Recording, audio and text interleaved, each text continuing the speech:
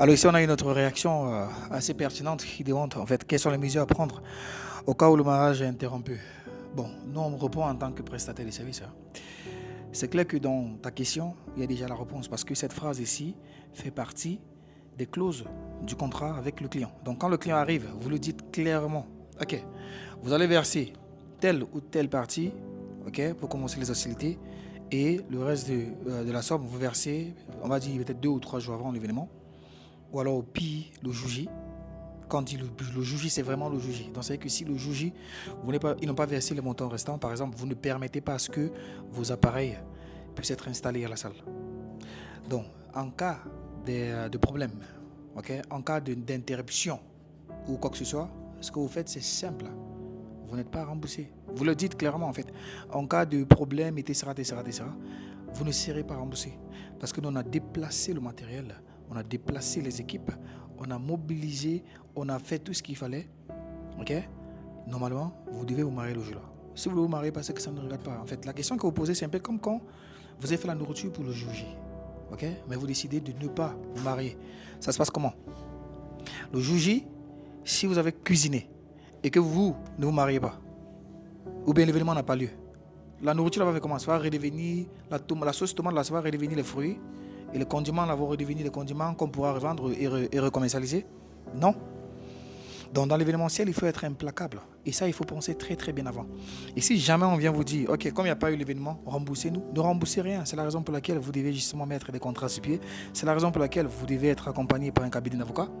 Parce qu'il y a des personnes qui parfois ils veulent souvent faire comme si... bon, là, vous les mettez devant les faits accomplis et vous empirez même la situation pour eux pour bien les faire comprendre que ça ne joue pas.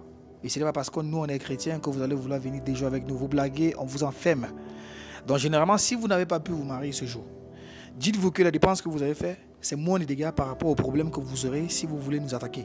Même si vous voulez attaquer un prestataire de service. Parce que ça ne se fait juste pas. Le mariage ne se lève pas un jour et puis le lendemain on se marie. Non, c'est le temps. Ça prend le temps. Ça prend le temps de se préparer. Sauf si vous êtes le fils à maman qui va, on va dire, venir prendre n'importe quelle femme qu'on va vous recommander.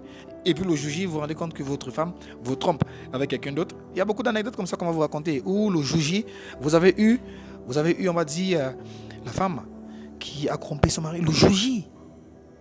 Vous voyez? Et là, tu te rends compte que non, c'est parce qu'on lui a donné cette femme qu'il fallait qu'il épouse cette femme-là. Il ne connaissait pas cette femme-là. Mais nous, ce n'est pas notre problème.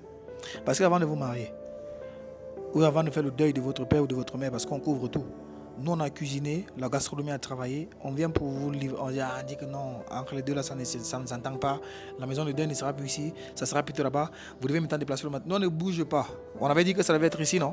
C'est ici que vous allez venir manger. Vos problèmes familiaux ne nous concernent pas. Si vous ne voulez pas, nous on laisse la nourriture là-bas, nous on part, on a déjà été payé.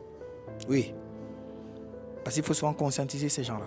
Dans l'événementiel, il y a trop d'émotions, trop d'émotions. C'est la raison pour laquelle l'un de mes principes principaux quand je me lève chaque matin, c'est de me dire clairement que la colère, c'est une punition émotionnelle que je m'inflige pour le mauvais comportement de quelqu'un d'autre. La colère, c'est une punition émotionnelle que je m'inflige pour le mauvais comportement de quelqu'un d'autre. Donc il faut être rationnel là.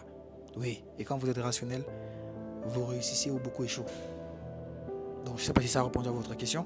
Mais voilà, posez vos questions. Hein. Nous, on fait éventuellement dans l'événementiel. On a aussi notre école. La particularité avec notre école, c'est que, vous savez, les Camerounais sont indisponibles entre 8h et 20h, de par l'école de formation, études, travail, et j'en passe.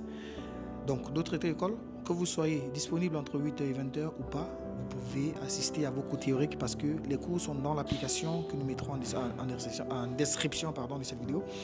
Et pour la pratique, les moniteurs viennent vous chercher à la maison.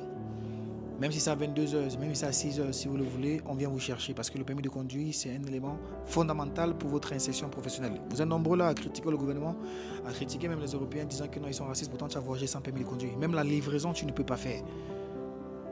Donc toi, tu es un individu incompétent. Pourtant, en fait, Dieu t'a donné la possibilité d'avoir des compétences qui peuvent te permettre de challenger. Parce que regardez, il y a un poste à pouvoir. Il y a 2 personnes qui doivent, on va dire, postuler pour ce poste-là. Il y a une personne qui, au-delà de la compétence qu'on demande, il a un permis. Mais toi, tu n'as pas de permis. On va prendre qui? Étant donné que tous les travaux sont, on va dire comment? Oui, tous les travaux, peut-être toutes les compétences sont évolutives. Tu peux devenir chef d'équipe. L'entreprise peut grandir. Tu peux être celui-là maintenant qui va quitter ici, aller là-bas. Comment tu vas faire si tu n'as même pas un permis de conduire? Donc, télécharge l'application et voilà. Faites-toi plaisir. Faites-toi plaisir. Que Dieu vous bénisse, les gars. J'espère que j'ai répondu à la question. J'espère que j'ai répondu à la question.